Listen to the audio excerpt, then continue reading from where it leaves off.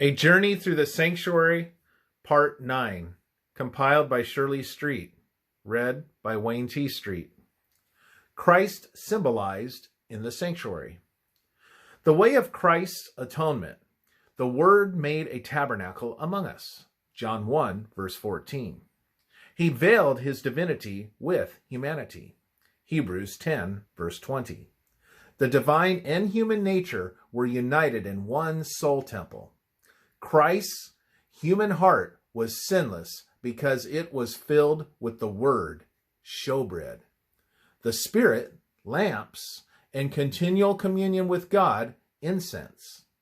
Having developed a perfect human character, he was baptized. Finally, he gave himself as a divine human sacrifice on the cross. As he died, the veil of his flesh was rent. The divine and the human became one in Christ. Justice and mercy, the two great pillars of the law, were united in the atonement, and Christ opened the door to salvation.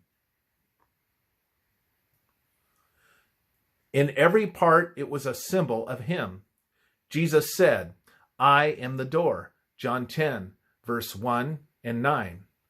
Numbers 3, verse 16. He is the Lamb, John 1, verse 29.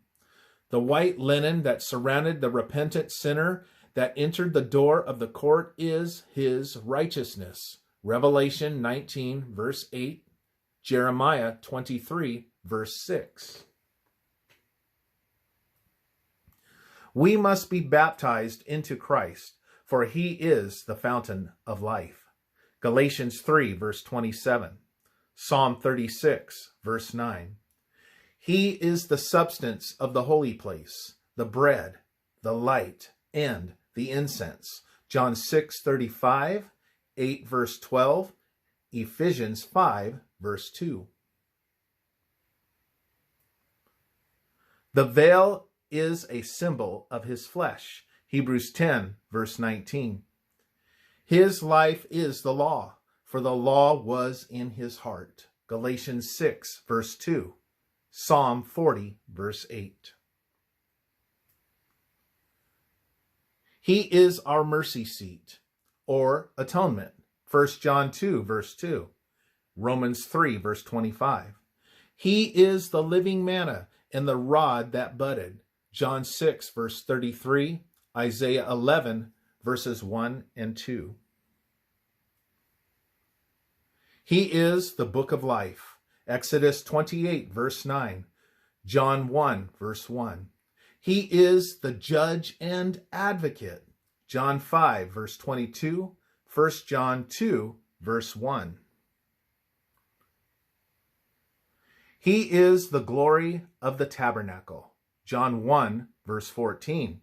Hebrews 1, verse 3. Every spiritual blessing is in him. Ephesians 1, verse 3. Both forgiveness of sins and blotting out of sins, former rain and latter rain. Christ is the way to perfection. John 14, verse 6. Psalm 77, verse 13. The beginning of the way and the end of the way.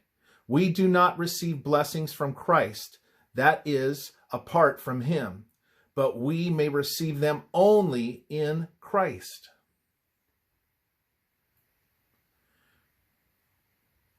When we enter the door of the court, we find two living streams, blood and water.